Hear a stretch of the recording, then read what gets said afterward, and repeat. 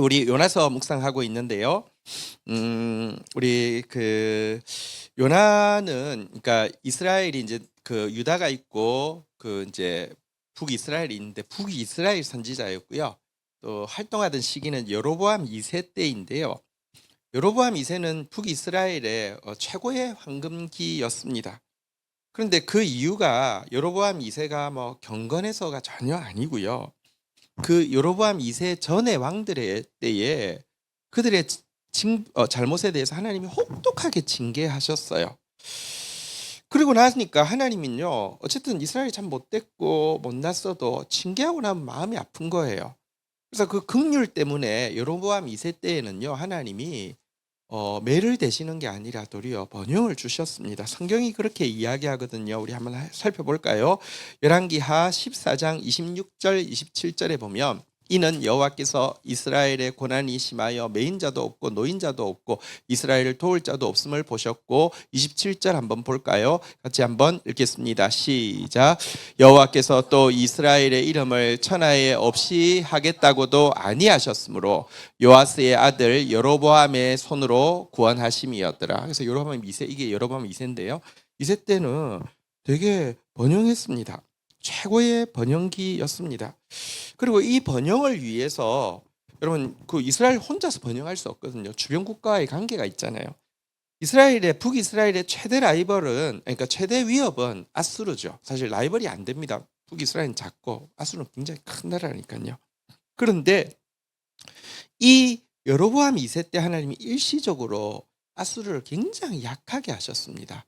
그게 여로보암 2세 때 번영할 수 있었던 이유지요.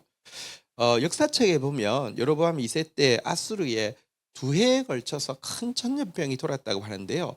요즘 시대에도 코로나 때 진짜 많은 사람 죽었잖아요. 근데 과거는 약이 없는 시대에 그걸 2해 동안 전염병이 돌면 그 뭐 정말 그 사회 감당이 안 되거든요. 하나님이 아수르는 사실 굉장히 무지막지하게 인류 역사에서 가장 잔인한 제국으로 정평이 나 있습니다. 근데 하나님이 아수르를 심판하셔서 약하게 하시고 그 기간 동안에 여로보암 2세 때에는요, 번영을 누리게 하셨습니다. 근데 다시 이야기합니다. 여로보암 2세가 선해서가 아닙니다. 하나님이 그들이 너무 못돼서 매를 때리셨는데도 여전히 못되니까, 여전히 못된 모습을 보시는 게 아니라 내가 완전히 멸하겠다고도 이야기 안 했는데 이렇게 막 계속 매 맞고 있는 모습 보니까 그냥 불쌍히 여기신 것입니다. 자, 그러면 여러분 잘한 일도 없는데 번영하면 좀 마음이 너그러워야 되지 않겠습니까? 근데요, 이상하게 이때 여러분 하나님의 긍휼을 경험하고 제일 강화된 게 뭐냐고 하면 배타적 선민 사상입니다. 우리는 아브라함 자손이니까 뭘 해도 잘 돼. 이러면서 배타적 선민 사상이 강화되고요.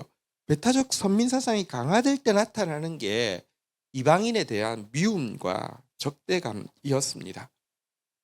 사실 아직은 아수르가 이스라엘에게 위협이 되는 것은 사실이고 항상 무섭지만 침공을 받은 적은 없습니다. 여로보암 2세까지는 침공을 받은 적은 직접적으로는 없는데요. 근데 그들은 지금 전염병으로 막 너무 큰 고통을 당하고 있고 우리는 범죄함에도 불구하고 잘 되고 있으며 우리에게도 하나님 긍휼을 베푸셨는데 저들도 좀 불쌍히 여겨주셨으면 좋겠습니다. 이런 마음이 안 되고요. 우리는 선민이니까 이렇게 잘 되고 저것들 저건 더 망해야 돼. 이런 마음이 생기게 됩니다. 여러분, 우리가 지금 대한민국이 사실 역사적으로 아마 우리 대한민국이 존재하고는 가장 황금기를 누리고 있을 수도 있습니다. 그렇죠? 근데 이게요, 우리 한국 사회가 너무 건강하고 특별히 한국 교회가 너무 아름다워서 그럴까요? 실제로 아닙니다. 한국 교회의 모습은 최악이고요. 한국 사회에 뭐 장점도 있습니다. 역동성이 있어서 여러분 사실은 이제 이런 이 무슨 쿠데타를 민주적인 방법으로 이렇게 극복할 수 있다는 것은 대단한 것입니다. 그러나 우리 사회만큼 물질 만능주의가 막 편만한 데가 없고요. 우리 사회만큼 지금 사실은 다음 세대 아이들에게 가하고 있는 이 그 사상적인 강요, 그러니까 진짜 돈이 다야. 너 무조건 남들 짓밟아서 이겨야 돼. 그래야지 사는 거야. 이게 이렇게 강하게 이렇게 세뇌되어질 정도로 이렇게 되고 있는 사회가 있을까요? 사실 굉장히 위험한 사회입니다. 그런데 사실은 역사적으로 최고의 황금기를 누리고 있습니다. 그러면 어떻게 생각하면 한국 사회가 혹은 심지어 한국 교회는 우리 꼴을 볼 때 이건 진짜 벌 받아야 될 것 같은데 잘 되고 있으면 하나님께 받은 긍휼로 말미암아 뭐랄까요? 다른 사람들도 긍휼이 임하기를 원하는 게 바람직한 거 아니겠습니까? 그런데요, 그게 아니라 대단히 배타적 선민사상으로요, 지금처럼 한국 교회가 혐오의 어떤 뭐랄까요? 아이콘이 되어서 막 모든 것들을 혐오하면서 뭐랄까요? 뭐 동성애자 혐오하는 건 뭐 당연하고요. 요즘은 또 이제 혐오의 되게 중요한 대상이 이제 혐중이잖아요. 그죠? 이제 뭐 중국에 대한 혐오, 북계에 대한 북한에 대한 혐오, 막 혐오로 막 죽일 것처럼 막 하는, 여기에 제일 앞장서는 게요, 이게 우리가 잘 되고 있어서 그렇습니다. 근데 우리가 잘 되는 이유가 우리가 하나님 믿으니까 우리는 무조건 잘, 이건 정말 말도 안 되는 이야기예요. 북이스라엘이 잘 되는 이유가 그게 아니었어요. 근데 참 사람이 그렇습니다. 잘 되고 있으면요, 배타적 선민사상, 나는 뭘 해도 잘 되게 돼 있어 라는 생각으로 다른 사람에 대해서 대단히 혐오합니다. 요즘 특별히 또 젊은이들이 뭐랄까요, 이런 사상에 물들어 있는 것은, 그것은 사실은 모든 사회에서 나타나는 현상입니다. 좀 잘 되고 있을 때 나타나는 현상이 젊은이들이 우익화, 극우화 되어지는 것이죠. 뭐 자유대학인가 뭐 그런 데가 있는데 걔들이 이제 그 뭐죠, 저기 명동에서 막 그 혐중 시위를 하는데 못하게 했더니 우리 잠실 석촌 호수로 한번 온 적이 있어요. 그래서 막 줄 서서 막 가는데 그 대부분 기독교인들이거든요. 근데 그 노래가 뭐 그 리듬은 잘 모르겠는데 가사는 정확하게 기억납니다. 국계와 짱깨가 없으면 세상은 평화롭다. 이제 이게 그들이 부르는 노래예요. 근데 이렇게 이게 다시 지금 사실은 요나서의 내용이 뭐냐고 하면, 그러니까 하나님이 긍휼로 여로보암 2세 때 하나님께서 번영을 주셨더니 그들이 배타적 선민 사상을 가지고 그 주위에 있는 큰 나라가 이제 아수르였죠. 아수르를 향한 혐오가 막 넘쳐났던 모습, 이거를 지금 보여주고 있는 것입니다.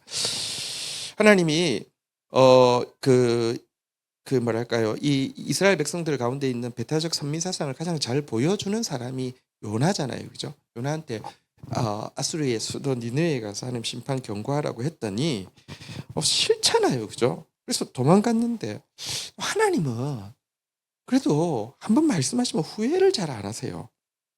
하나님은 그 또 한번 말씀하시면요, 잘 안 걷어들이세요. 요나한테 조그만 좋은 거 있어도 그 안에 그래도 정직하게 경외하는 모습이 있는 거 보시고요, 끝까지 고쳐가지고 결국은 사명 감당하게 니느웨에 와서 이렇게 그 사명 감당하게 하셨잖아요, 그죠? 우리 하나님 대단한 분이십니다. 예. 일단 우리가 하나님 앞에 찍혔다는 것은 너무 좋은 일입니다. 웬만하면 후회하지 않고요, 사용하십니다. 얼마나 좋습니까? 베드로처럼 이렇게 실패해도요, 사용하십니다. 결국은 반석되게 하십니다. 얼마나 좋습니까? 그래서 저는 빽이 있습니다. 제가 아무리 부족해도요, 하나님이 일단 선택하셨기 때문에 이거 돌이킬 수가 없습니다. 근데 여러분, 요나가 하나님 사명 감당하는 데는 성공을 했어요. 결국은 니느웨에 가서 회개를 명했잖아요. 하지만 하나님 마음을 받아들이는 데는 철저하게 실패한 것으로 요나서가 끝이 나고 있는데요. 니느웨에 가가지고 40일 지나면 성이 무너지리라 하고 하루 딱 다녔습니다. 3일 길을. 그랬는데 하나님이 이미 예비를 시켜 놓으셔서 왕부터 백성까지, 아니 짐승까지 전부 다 굵은 배를 입고 금식을 하면서 과거에 그들이 행했던 모든 악한 길과 손으로 행한 그 강포, 약한 자들에 대한 폭력에 대해서 돌이키면서 하나님이 당연히 용서해 줘야 된다가 아니라 혹시 우리가 이렇게 하면 긍휼이 임할지도 모른다고 하면서 겸손하게 매달렸고요. 그러자 하나님이 용서하셨어요. 자, 그런데 문제는 이제 오늘 본문은 바로 그 용서를 본 요나의 반응입니다. 온풍이 꺼도 될 것 같아요. 너무 더워요. 1절, 2절 교독하도록 하겠습니다. 요나가 매우 싫어하고 성내며 2절 같이 한번 읽어볼까요? 시작. 여호와께 기도하여 이르되 여호와여 내가 고국에 있을 때에 이러하겠다고 말씀하지 아니하였나이까? 그러므로 내가 빨리 다섯으로 도망하였사오니 주께서는 은혜로우시며 자비로우시며 노하기를 더디하시며 이내가 크시사 뜻을 돌이켜 재앙을 내리지 아니하시는 하나님이신 줄 내가 알았음이니라. 자, 여러분 1절에 보니까요, 니느웨에 대한 하나님의 심판이 철회되자 여기 보니까요, 매우 싫어하고 성을 냈다 이렇게 이야기합니다. 막 싫을 정도가 아니라 하나님을 향해서 성을 내는 것입니다. 2절에 보니까 뭐라고 이야기합니까? 내가 사실 니느웨로 간 거, 다시스로 간 거, 내가 이 불길한 예감이, 내가 촉이 좋아요. 하나님, 저 무시하지 마세요.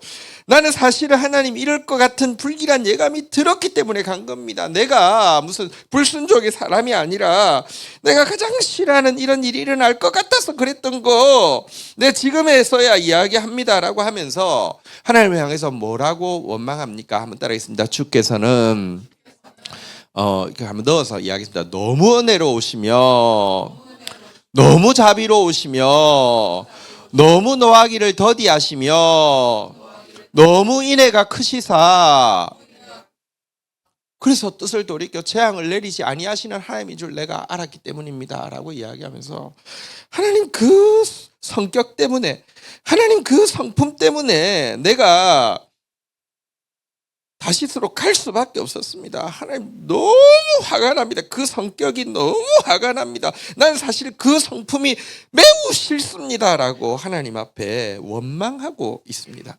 근데 한번 생각해 보면요, 시편에서 하나님을 찬양하는 이유, 하나님의 성품에 대해서 찬양하는 제목이 무엇입니까? 우리 다윗의 시에 한번 보면요, 시편 145편 7절 8절에 보면요, 그들이, 그러니까 주의 백성들이 주의 크신 은혜를 기념하여 말하기를 주의 의를 노래하리라 라고 말하면서 노래하리라 하고 노래 내용이 나옵니다. 같이 한번 읽어볼까요? 시작. 여호와는 은혜로우시며 긍휼이 많으시며 노하기를 더디하시며 인자함이 크시도다. 하나님 너무 은혜로워서 주님 우리가 노래하지 않을 수 없습니다. 긍휼이 너무 많으셔서 노래하지 않을 수 없습니다. 노하기를 더디하셔서 노래하지 않을 수 없습니다. 인자함이 크시니 어찌 주님 노래하지 않겠습니까? 라고 했던 동일한 제목이, 동일한 이 하나님의 성품이 이방인을 향해서 비춰줄 때는요, 이게 매우 싫고 성나는 이유가 되어 있는 모습을 보게 됩니다. 심지어 얼마나 싫었던지 3절 4절 한번 교독하겠는데요. 3절 같이 한번 오늘 본문 3절 한번 볼까요? 같이 읽겠습니다. 시작. 여호와여 원하건대 이제 내 생명을 거두어 가소서. 사는 것보다 죽는 것이 내게 나음이니이다. 얼마나 미웠던지, 얼마나 싫었던지, 하나님 이럴 것 같으면, 하나님이 니느웨를 용서하실 것 같으면 하나님 내 생명을 그냥 거두어 가십시오. 아니 고래 뱃속에서 건지지 말고 죽이시지 왜 날 살려서 이 꼴을 보게 하십니까? 지금이라도 늦지 않았으니 죽여주세요. 사는 것보다 죽는 것이 낫습니다 라고 지금 화를 내고 있는데요. 여러분 어떤 의미에서는 약간 정의주의 같죠. 악을 행하는 사람에게 하나님 심판하셔야 되는데 심판하지 않으니까 정의 때문에 이러는 것 같죠. 너무 옹졸한 정의주의입니다. 자기한테 조금이라도 위해가 되거나 좀 자기 민족에게 조금이라도 그러니까 불편하면 그냥 쓸어버리기를 원하는 옹졸한 정의주의지 진짜 정의가 아닙니다.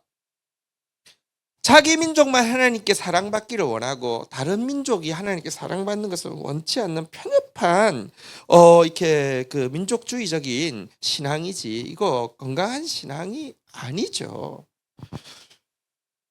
이런 그 이기적인 자기 중심성 그리고 이중성에 대해서 하나님이 4절에 보니까요, 하나님이 한마디만 딱 이야기합니다. 한번 같이 읽어볼까요? 시작.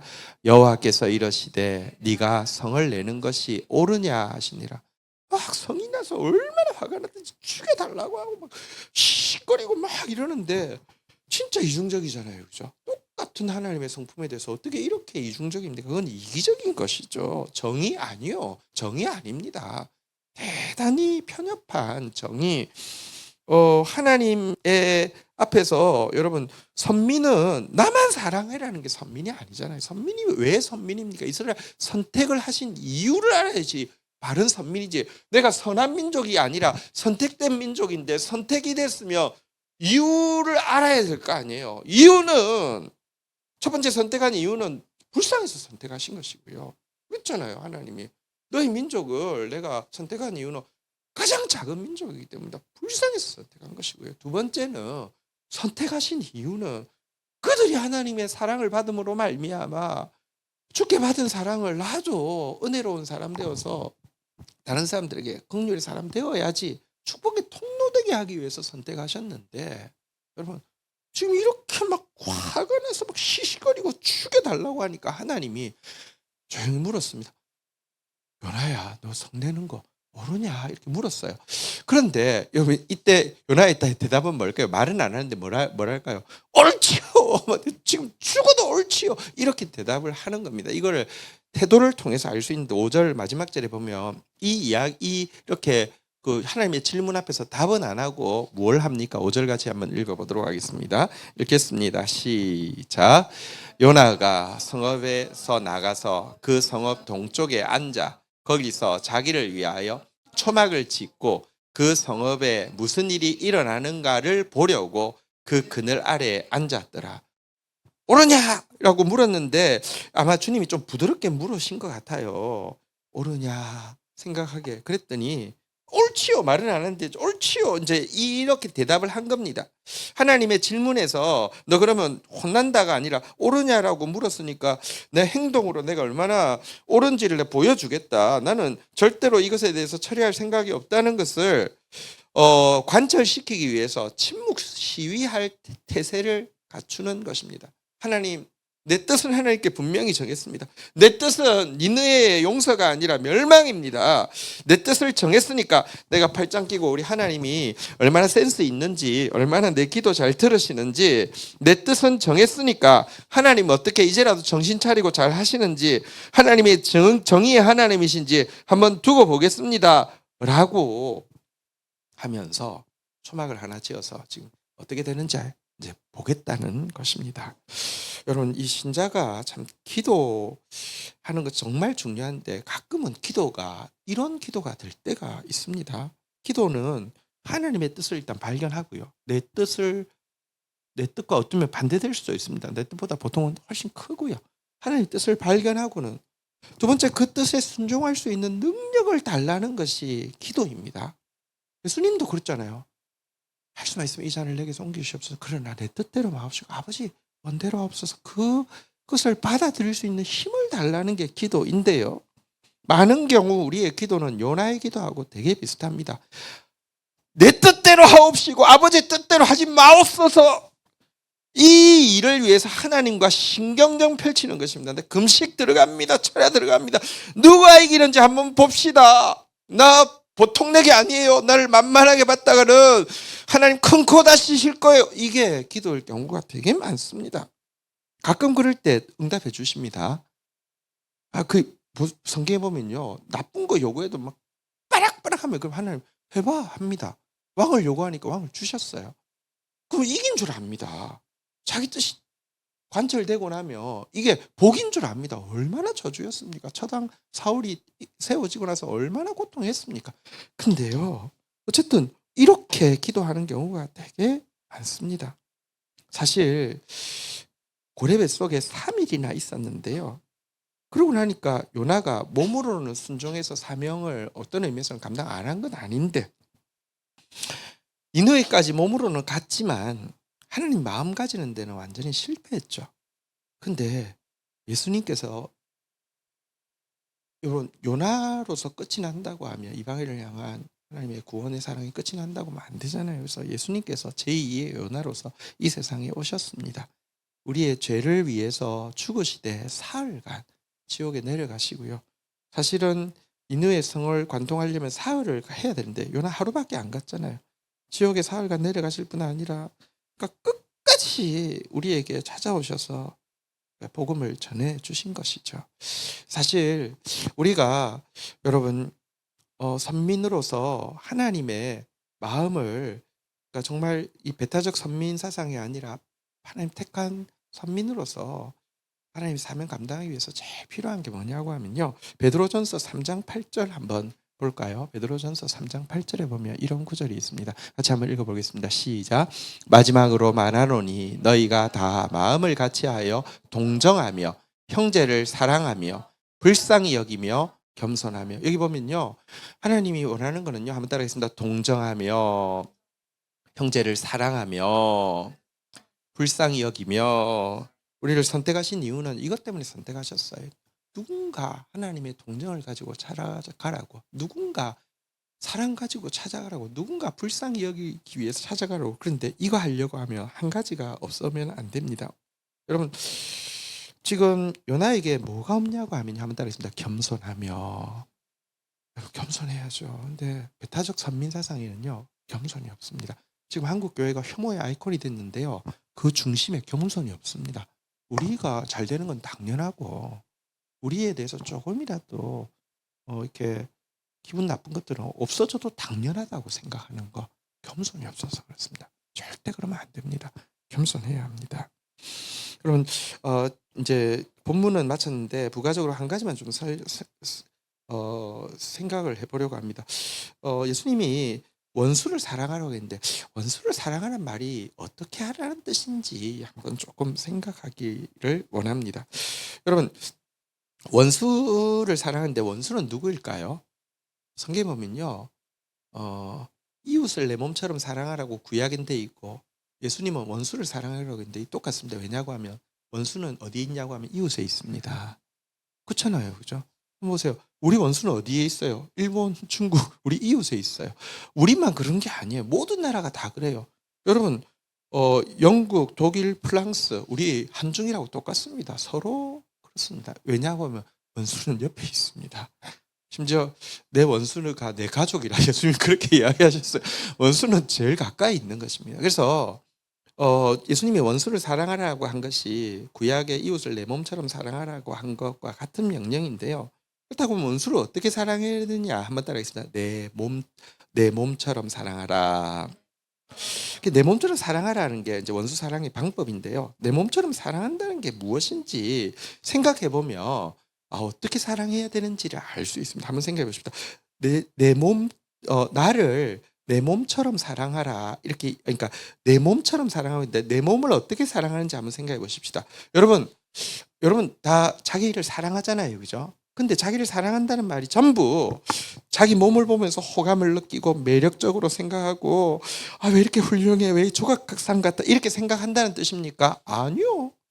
너를 보면 이게 되게 추하게 느껴지고요. 또 내가 몸으로 한 일에 대해서도요, 되게 좀 부끄럽게 느끼기도 하고요. 어떤 때는 끔찍하다고 혐오스럽다고 느낄 수도 있습니다. 그래도 여전히 나를 사랑하는 것이고, 어쩌면 내 모습에 대해서 그렇게 정죄하는 것이 자기를 사랑하는 방법일 수도 있습니다. 그렇잖아요, 그죠? 진짜 사랑하기 때문에 자기가 한 일에 대해서 비판하는 것일 수 있잖아요, 그죠? 마찬가지로 원수 사랑이 이제 내 몸처럼 사랑하라고 했는데, 한번 보세요. 원수에 대해서 원수를 사랑하는 말이 항상 호감을 가지라는 말 아닙니다. 매력적으로 느끼란 말 아닙니다. 훌륭하게 보라는 말 아닙니다. 일본을 사랑하고 중국을 사랑하는 말이 호감을 느끼고요, 매력적이야, 중국 사람 너무 매력적이야, 너무 일본 사람들 훌륭해, 이 말이 아닙니다. 또 혹은 그들이 저지른 일에 대해서 혐오하지 않거나 미워하지 말란 말도 아닙니다. 잘못한 것에 대해서 혐오해야 됩니다. 잘못한 것에 대해서 미워할 수 있습니다. 그러니까 내 몸처럼 사랑하라는 말은 지금 방금 본 대로 무조건 호감 느끼거나 아니면 무조건 혐오하지 말란 말은 아닐 수 있습니다. 또 내가 나를 사랑한다는 거, 내 몸처럼 사랑한다는 거, 여러분, 내가 무조건 나를 두둔하고 벌받지 않아야 된다고 주장하는 것이 사랑하는 것입니까? 아니잖아요, 그죠? 진짜 자기를 존중하면 자기가 잘못한 일에 대해서 스스로 자수하러 가기도 하고요, 응당한 형벌을 난 받아야 됩니다라고 이야기하는 게 진짜 자기를 존중하고 사랑하는 방식일 수 있잖아요. 그죠? 마찬가지로 원수를 사랑하라. 그러니까 내 몸처럼 사랑하라는 말은요. 그들이 어떤 잘못에 대해서는 합법적인 방법으로 처벌받아야 된다고 생각하는 것이 원수를 미워하는 게 아니라 원수를 사랑하는 것일 수 있습니다. 그런데 여러분 그러면 내 몸처럼 사랑하라는 말을 조금 더 적극적으로 이야기하면 우리 이런 말 있잖아요. 한번 따라하겠습니다. 죄는 미워하되 죄인은 미워하지 말라. 근데 이게 사실은 말은 맞지만 이게 불가능한 일이에요. 어떤 사람의 그 죄는 미워하면서 행위는 미워하면서 그 사람 미워하지 않는 게 가능합니까? 불가능해요. 근데 딱 한 케이스는 가능합니다. 내 몸에 대해서는 가능해요. 생각해 보세요. 내가 잘못한 것에 대해서 앞에서 본 바대로 추하게 느끼고 스스로 벌 받아야 된다고 자수하러 갈 수 있지만 그럼에도 불구하고 나를 사랑한다는 것이 무엇입니까? 내가 행한 나쁜 일들, 나의 비겁함이나 이기심이나 욕심이나 음행에 대해서 미워하지만 그럼에도 불구하고 그런 형편없는 일을 행한 나에 대해서 안타까워하고 내가 개선되어지기를 바라고 앞으로는 그런 문제를 없는 모습으로 주님 닮은 모습으로 개선되어지기를 바라잖아요. 그죠? 내 몸에 대해서는 그게 가능해요. 내 몸에 대해서는 죄는 미워하지만 죄인은 미워하지 않을 수 있어요. 그죠? 처럼 다른 나라 이게 뭐랄까요? 원수를 사랑하라는 말이 그런 말입니다. 그들에게 호감을 안 느끼는데 억지로 호감을 느끼란 말 아니에요. 잘못했는데 잘못했다는 말 하지 않아라는 말도 아니에요. 그러나 그들이 호감이 느껴지지 않고 그들의 잘못에 대해서 알고 있음에도 불구하고 마음속에 그들이 개선되어지고 그들이 나아지기를 기대하는 마음을 포기하지 말라는 거예요. 그런 마음으로 아수르를 대하라고 요나를 보내시는 것이고 그런 마음으로 우리 주위에 있는 나라들을 대하라고 북한을 대하라고 또 요즘은 뭐 일본보다는 중국에 대해서 훨씬 더 그런 혐오하는 마음이 많은 것 같아요. 중국을 대하라는 것이 하나님의 마음인 것입니다.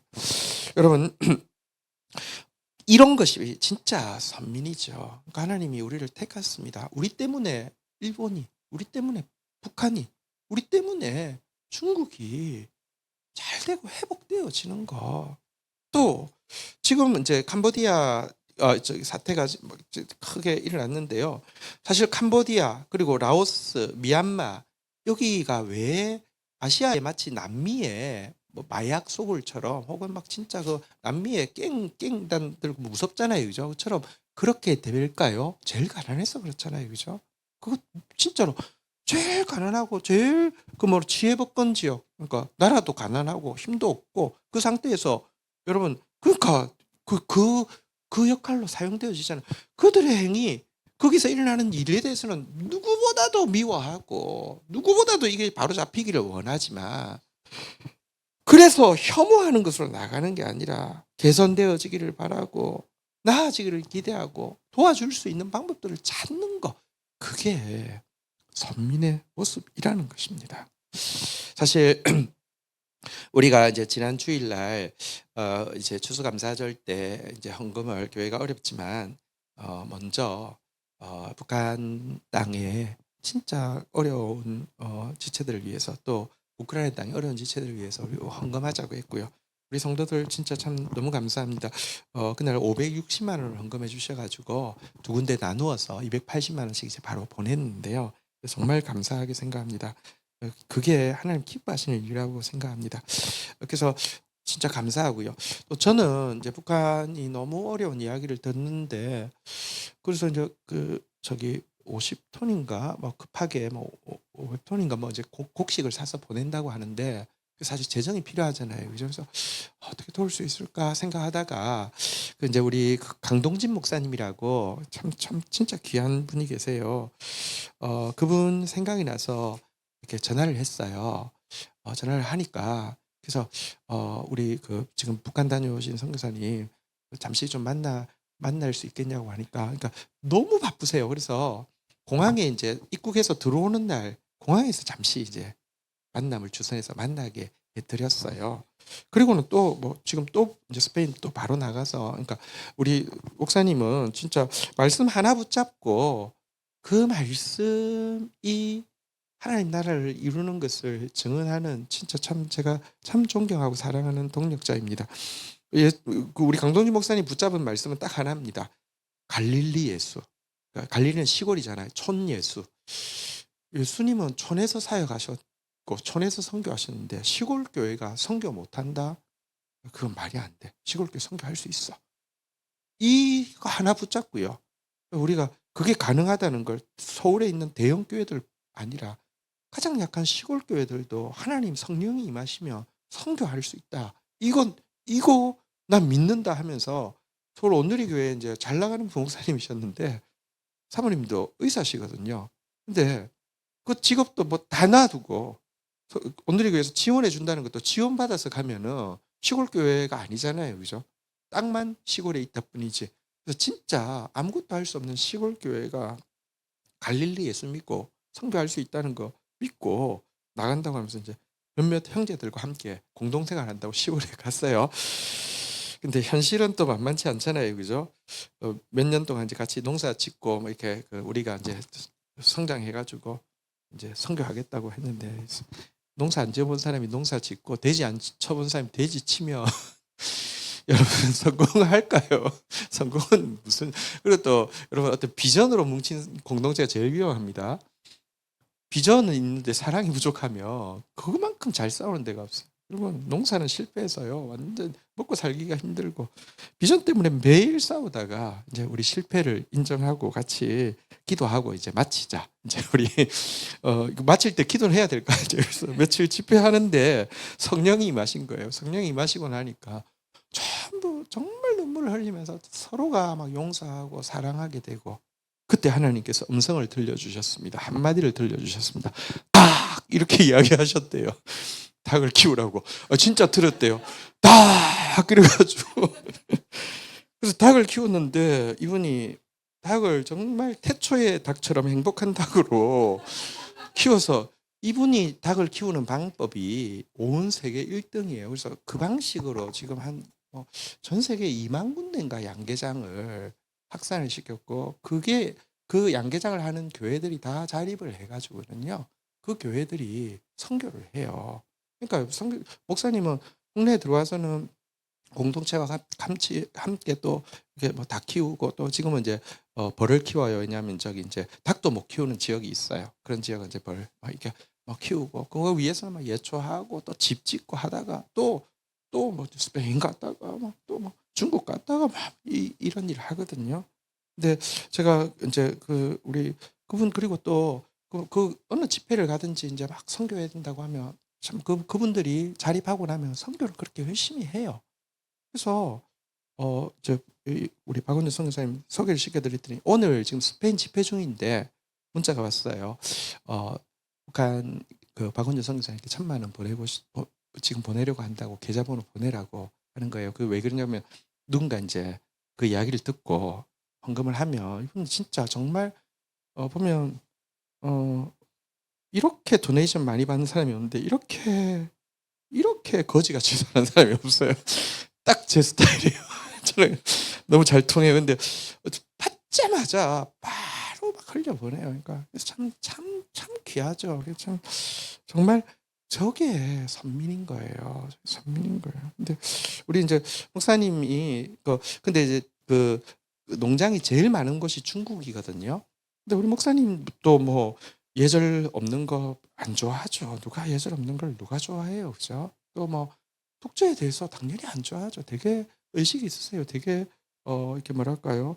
되게 그 의식 있는 목사님이세요. 근데 그거 하고 내 원수를 사랑하라. 내 이웃을 내 몸같이 사랑하라. 그 의식이 있으면 무조건 혐오해야 됩니까? 그게 아니라는 거예요. 중국 갔다 오시면서 제가 이제 중국 갔다 오실 때 이제 공항에서 박원준 성사님하고 연결해 드렸는데요. 그날 페북에 올라온 글인데 제가 보면서 참 마음이 너무 따뜻했어요. 중국은 내게 너무 특별한 곳이다. 나는 중국 친구들을 사랑한다. 그들이 내게 베풀어 주었던 우정과 사랑과 헌신을 기억한다. 중국 내지 곳곳을 다니며 사도행전에 나와 있는 대부분의 이적들을 나는 경험해 보았다. 거의 대부분 일주일 혹은 열흘 동안 하루에 10시간이 넘는 긴 시간을 말씀을 나누며 중국이 하나님의 은혜로 복을 누리고 하나님의 성민으로 나아가는 예수의 제자로서는 믿음의 길을 나누었다. 2번 정도로 기억하는데 통역하는 분이 아직 강의가 끝나지도 않았는데 통역하다 말고 땅바닥에 엎드려 통곡을 하기 시작하는데 내가 너무 당황스러워 그 사람을 다시 세워 통역을 계속하게 하려고 했는데 그럴 필요가 없었다. 회중들 모두가 통역자처럼 가슴을 치며 눈물로 주님께 기도하던 모습이 보였다. 이런 이제 뭐 글들인데, 여러분 이게 진짜 그리스도인들이 나아가야 되는 길이잖아요, 그렇죠? 요나서를 보면서 요나라고 하더라고요. 요나, 못된 요나, 이기적인 요나, 이중적인 요나, 교만한 요나. 네, 진짜 우리 한번 다시 따라하겠습니다. 마음을 같이하여 동정하며 형제를 사랑하며 불쌍히 여기며 겸손하며 우리 그렇게 나아가는 진짜 선민, 주님 선택받은 선민으로서의 삶을 살기를 주의 이름으로 축원드립니다. 우리 같이 한번 찬양하며 주님 앞에 나가는 시간 가지도록 하겠습니다.